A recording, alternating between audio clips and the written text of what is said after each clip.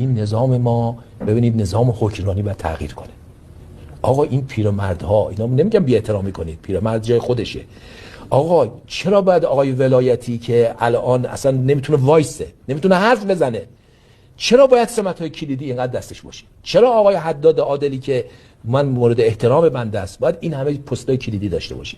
چرا باید آقای رفیق دوست اینطوری بیان مطرح کنیم به عنوان یه کارگشا، به عنوان یه آدم قوی بیاره تو مجالس هم میانن دیگه. من تو همایش نمیخوام بگم کدوم همایش مهمی هم بود، آوردن از این حرفا اونجا بدتر زد، منعکس نشد.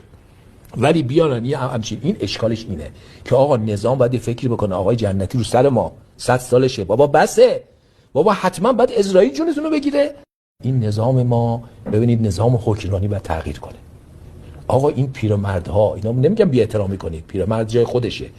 آقا چرا باید آقای ولایتی که الان اصلا نمیتونه وایسه، نمیتونه حرف بزنه، چرا باید سمت‌های کلیدی اینقدر دستش باشه؟ چرا آقای حداد عادلی که من مورد احترام بنده است باید این همه پست‌های کلیدی داشته باشه؟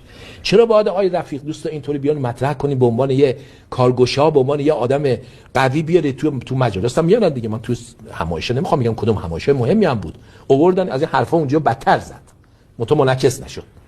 ولی بیانن یه همچین، این اشکالش اینه که آقا نظام باید فکری بکنه. آقای جنتی رو سر ما 100 سالشه بابا، بسه بابا، حتما باید اسرائیل جونتون رو بگیره.